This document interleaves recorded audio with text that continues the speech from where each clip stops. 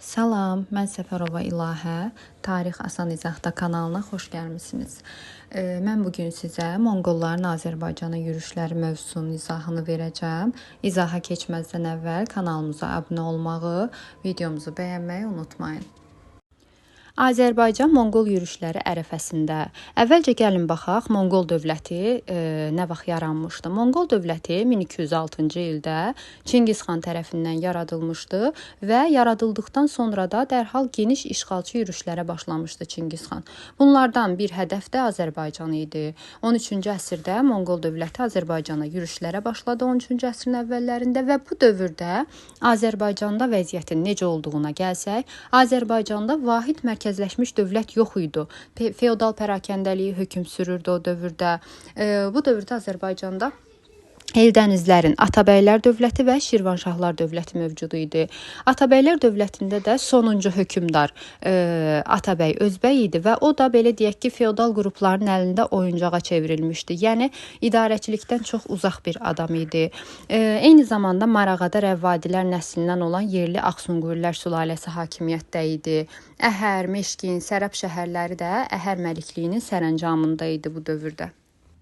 Gəldik Monqolların birinci yürüşünə. Monqolların birinci yürüşü başlayır 1222-ci ildə və başa çatır 1222-ci ildə. Bu yürüşün xarakteri kəşfiyyat xarakteri idi. Yəni buraları öyrənmək məqsədi ilə gəlmişdilər birinci yürüş zamanı. Və bu yürüşə Cəbəbə Subutay, Monqol sərkərdələri Cəbəbə Subutay başçılıq eləyirdi.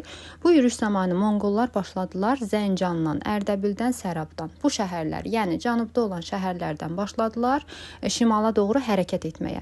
Həmin şəhərlər talan edildi və irəlilədilər Təbrizə tərəf. Təbrizə gəldilər, lakin Təbriz möhkəm qala divarları ilə əhatə olunmuşdu və Monqollar başa düşürdülər ki, Təbriz şəhərini belə deyək ki, ələ keçirmək çətin olacaq.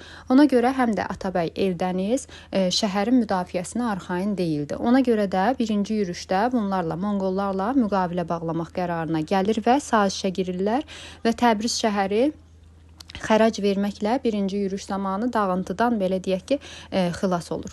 Təbrizdən sonra isə Monqollar gedirlər Muğana. Qışlamaq məqsədi ilə deməli Monqolların getdiyi şəhər olur Muğan. Muğandan da Tiflisə doğru irəliləyirlər. Tiflisə getmələrinin də səbəbi var idi. Tiflisə getmələrinin səbəbi Gürcü çarı 4-cü Georgi ilə Atabəy Özbəy arasında ittifaq bağlanmaq haqqında bunlar qərara gəlmişdilər. Lakin Monqollar gedirlər hər ikisini ayrı-ayrılıqda onları qabaqlayırlar və hər ikisini ayrı-ayrılıqda məğlub eləyirlər. 221-ci ildə gəlirlər yenidən Gürcüstandan Təbrizə. Təbriz növbəti dəfə yenə də xərac verərək qurtulur. Bu dövrdə Təbriz hakimi Şəmsəddin Tuğrai idi. Şəmsəddin Tuğrai yenə də şəhəri qarət olunmaqdan xilas eləyir və buradan isə Marağaya doğru hücum eləyirlər Monqollar. Marağa əhalisi ciddi müqavimət göstərir. Lakin müqavimət göstərməsinə baxmayaraq, Marağa əhalisinə də belə deyək ki, qanlı divan tutulur. Növbəti hədəf isə buradan Ərdəbilə gedirlər. Ərdəbilə 2 dəfə Ərdəbil əhalisi Monqolların yürüşünü dəf eləyir. 2 həmləni dəf eləyirlər, lakin 3-cü dəfə Ərdəbil ələ keçirilir. Ərdəbilin ələ keçirilməsinin səbəbi isə, yəni Ərdəbil heç bir yerdən kömək almadı. Yəni Ərdəbil əhalisi kömək almadıqlarına görə şəhərin müdafiəsi zəiflədi və Ərdəbil tutuldu. Yaqut Əl-Həməvi yazmışdı ki, ərəb tarixçisi, yazmışdı ki, Monqollar şəhərdəki bütün əhalini qılıncdan keçirmişdilər. Və Ərdəbildən sonra növbəti hədəf yenə də Təbriz şəhəri olur. Təbrizə gələn zaman Özbək bu dəfə də qaçır Naxçıvana. Lakin Şəmsəddin Tuğrai yenə də xərac verərək belə deyək ki, Təbriz şəhərini dağıntıdan xilas eləyir. Və beləliklə buradan biz görürük ki, Təbriz şəhəri Monqolların birinci yürüyüşü zamanı 3 dəfə xərac verərək dağıntıdan qurtulur. Və bundan sonra Monqollar hücum eləyirlər Səraba və Naxçıvana. Artıq buradan görürük ki, şimala doğru yürüş eləməyə başlayırlar. Artıq cənub ərazilərindən bitirdi və şimala doğru keçməyə başladılar. Səraba, Naxçıvana hücum eləyirlər və hər ikisi də burada dağıdılmış olur. 1221-ci ilin payızında Beyləqanı mühasirəyə alırlar. Beyləqanı mühasirəyə alırlar və buradakı Beyləqandakı bütün qadın və uşaqları, bütün əhalini, qadın və uşaqları məhv etdilər. Deməli, birinci yürüş zamanı həm Ərdəbilə Bəylə əhalisi müqavimət göstərmişdi, həm də Marağa əhalisi Şamaxı şəhəri olmuşdu. Şamaxıdan sonra isə Dərbəndə doğru irəliləyirlər. Lakin Dərbəndin qalası o qədər möhkəm idi ki, ona görə Monqollar Dərbənddən nə xərac alırlar, nə də hücum eləyə bilirlər və sərkərdələri, danışıqları davam etdirmirlər. Bu dövrdə danışıqlara başlayırlar Dərbənd belə deyək ki, əhalisi ilə və elçiləri məcbur eləyirlər ki, dağ cığırları ilə şimala keçidi onlara göstərsinlər və beləliklə cığırlar vasitəsilə Monqolistana qayıdırlar. İndi ümumiləşdirsək isə Monqolların birinci yürüşünün xarakteri kəşfiyyat xarakteri idi. Yəni 3 dəfə dağıntıdan xilas olan şəhər olmuşdu Təbriz şəhəri. Xərac verib dağıntıdan xilas olan şəhərlər desə, Gəncə və Təbrizi götürməliyik. Ələ keçirə bilinməyən və xərac da alınmayan şəhəri isə Dərbənd idi. Qala divarlarının möhkəmliyinə görə Monqolların hücum etmədikləri şəhərlər isə Təbriz, Gəncə, Dərbənd şəhərləri idi. Azərbaycan Cəlaləddinin hakimiyyəti dövründə 1225-ci ildə Xarəzmşah Cəlaləddin gəlib Azərbaycana hücum eləyir. O gələn kimi Marağanı tutur və burada başlayır abadlıq işləri aparmağa. Yəni bərpa işləri aparır şəhərdə və növbəti hədəfi olur Təbriz şəhəri.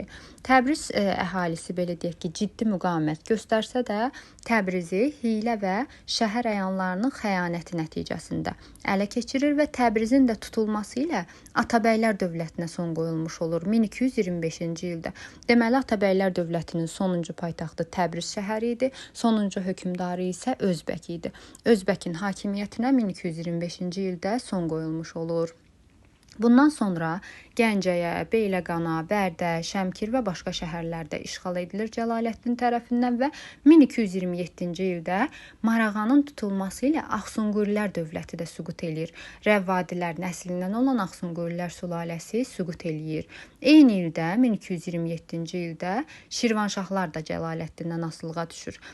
Bu dövrdə Şirvanşah hökmdarı 3-cü Fəribürz idi. 3-cü Fəribürz 100.000 dinar xərac verməklə öz ölkəsinin belə deyək ki, varlığını qoruyub saxlayır və Cəlaləddindən asılığı qəbul eləmiş olur. Və Cəlaləddin bu dövrdə Azərbaycanın idarəsini vəziri Şərəf Əl-Mülkə verir. Şərəf Əl-Mülkə isə əhali üzərinə çoxlu vergilər qoyur. Yəni qeyri-qanuni vergilər toplayır, vergiləri artırır və bu da əlbəttə ki, Şərəf Əl-Mülkə qarşı üsyanlara səbəb olur. Bu üsyanlardan ən genişi, ən böyüyü isə 1231-ci ildə Gəncədə baş vermiş Usta Bəndərin başçılığı ilə olan üsyan idi. Bu üsyandan sonra Təbrizdə, Xoyda, Mərənddə və Naxçıvanda da bir çox üsyanlar baş verir, lakin bu üsyanlar çətinliklə də olsa yatırıla bilir. Monqolların ikinci yürüşü. Monqolların ikinci yürüşü başladı 1231-ci ildə Cormoğon Noyan başçılıq eləyirdi və bu yürüş işğal xarakteri daşıyırdı. Bildiyimiz kimi bu dövrdə Azərbaycanda Cəlaləddinin qoşunları idi hər tərəfdə və Cəlaləddin eşidir ki, Monqollar gəlir və Kiçik Asiyaya qaçır. Monqolların hücum xəbərini alan kimi Cəlaləddin belə deyək ki, qonşu xalqlara müraciət eləyir ki, buna yardım etsinlər. Lakin deyilənlərə görə Yəni deyilənlər deyəndə ki, ərəb tarixçilərinin yazdığına görə Cəlaləddin o qədər pis adam olmuşdu ki, ona heç kim yardım əlini uzatmır. Ona görə də Cəlaləddin buradan qaçır və Monqollar 1231-ci ildə Rey və Həmədan şəhərlərini zəbt edəndən sonra Azərbaycana ikinci dəfə daxil olurlar və Azərbaycana daxil olurlar və Marağa şəhərindən başlayırlar yenə də. Marağa əhalisini qılıncdan keçirirlər. Buradan nə görürük? Birinci yürüş zamanında Marağanı ələ keçirmişdilər. İkinci yürüş zamanı da Marağanın tutulmasını oxşarlıq kimi götürə bilərik və Monqolların növbəti hədəfi yenə də Təbriz şəhəri olur. Bayaqda dediyimiz kimi 3 dəfə xərac verib dağıntıdan xilas olan Təbriz şəhəri. Lakin Monqolların ikinci yürüşü zamanı Təbriz şəhəri tutulur. Tutulmasında səbəbləri var idi. Bu dövrdə belə deyək ki, Təbriz hakimi Şəmsəddin Tuğrayı vəfat etmişdi və şəhərin müdafiəsini təşkil eləmək mümkün olmadı. Və beləliklə Təbriz şəhəri tutuldu Monqollar tərəfindən və Təbrizin sənətkarları da Qaraqoruma, Monqolların paytaxtı olan Qaraqorum şəhərinə aparıldı. Növbəti dəfə Monqollar buradan Şirvana, Şamaxıya soxuldular. Bunu da oxşarlıq götürürük. Birinci yürüşdə də Şamaxıya ələ keçirmişdilər, ikinci yürüşdə də Şamaxını ələ keçirirlər və 1235-ci ildə Gəncə mühasirəyə alınır. Gəncə şəhərinin əhalisi isə düşmənin əlinə keçməməkdən ötürü evlərini, əmlaklarını yandırırlar. Yəni Gəncə şəhərində o qədər dağıntılar törətmişdi ki, Monqollar Gəncə 4 il müddətində xaraba vəziyyətində qaldı. Yəni 1239-a qədər xaraba vəziyyətində qalmış oldu Gəncə şəhəri. Deməli 1231-ci ildə yürüş başladı. 35-ci ildə Gəncə şəhəri mühasirəyə alındı və 39-cu ildə 39-cu ilə qədər Gəncə şəhəri xaraba vəziyyətində qaldı. Monqolların növbəti hədəfləri Bərdə idi, Beyləqan idi, Şabran idi. Monqollar tərəfindən yenə də tutuldu, istila edildi və birinci yürüşdən fərqli olaraq Monqolların ikinci yürüşdə ələ keçirdiyi, yandırdığı şəhərləri isə fərqli olaraq deməli Təbriz şəhəri idi, Təbrizi birdə tuta bilməmişdi. Gəncə şəhəri idi, Şəmkir idi, Tovuz idi, Bakı idi, Dərbənd şəhərləri idi. Dərbəndə gəldik. 1239-cu ildə Dərbənd qalasını mühasirəyə alırlar və Dərbəndi 1239-cu ildə Monqollar ələ keçirə bilirlər və Dərbəndin tutulması ilə Monqollar Azərbaycanın tamamilə işğalını başa çatdırmış olurlar və bundan sonra Azərbaycanda Ali Monqol xaqanına tabe olunur. Azərbaycan, Cənubi Qafqaz və onun canişinləri tərəfindən idarə olunmağa başlayır. Deməli Monqolların ikinci yürüşü başladı 1231-də, 1239-cu il Dərbəndin tutulması ilə ikinci yürüş başa çatdırıldı. Ümumilikdə bütün Azərbaycanın işğalı başa çatdırıldı. 1239-56-cı illərdə Azərbaycanın idarəçiliyi, artıq 39-da Dərbəndin tutulması ilə Azərbaycan tamamilə işğal olunandan sonra Azərbaycan, Cənubi Qafqaz eləcə də başladı Ali Monqol xaqanının təyin etdiyi canişinlər tərəfindən idarə olunmağa. Xüsusilə Azərbaycana Arqun ağa adlı canişin təyin olunmuşdu və Arqun ağa da yerli feodalların, vassalların köçəri Monqol əyanlarından asılılığını gücləndirməkdən ibarət olan siyasət yeridirdi. Yəni bu nə demək idi? Yerlilərin sıxışdırılması, köçəri Monqol əyanlarının, yəni yerlilərin köçərlərdən asılılığını artırmaqdan ibarət idi də bu siyasət. Və yarlıq adlanan sənəd verməli idi yerlilər. Yəni yerli feodallara yarlıq adlanan sənəd verilirdi və bu nə idi? Öz malikanələrini, belə deyək ki, idarə etməkdən ötürü bu sənədi almalı idilər yerli feodallar. Eyni zamanda yerli feodallar Monqollara xərac, qiymətli hədiyyələr verirdilər. Yəni bir sözlə onlardan asılılığa düşmüşdülər. Monqolların üçüncü yürüş başlayır 1256-dan 1258-ci ilə qədər. Növbəti dəfə 1256-cı ildə bura Hülakü xanı göndərdilər. Hülakü xan Azərbaycanı ələ keçirir. 1258-ci ildə isə Bağdadı tutur. Bağdadın tutulması ilə Abbasilər xilafətinə son qoymuş olur Monqollar. Yəni Abbasilər xilafəti Ərəb dövləti 630-cu ildə yaranmışdı və 500 ildən artıq davam edən Abbasilər xilafəti 1258-ci ildə Monqollar tərəfindən son qoyulur və Azərbaycanda 5-ci Monqol ulusu olan Hülakülər dövləti yaranır. Hülakülər dövlətinin isə mövcudluğu dövrü 1357-ci ilə qədər davam etmiş olur.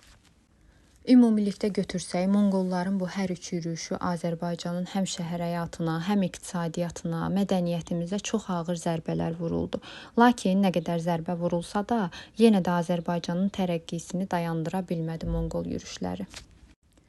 Ümid eləyirəm ki, bu video izahım sizlər üçün faydalı olar.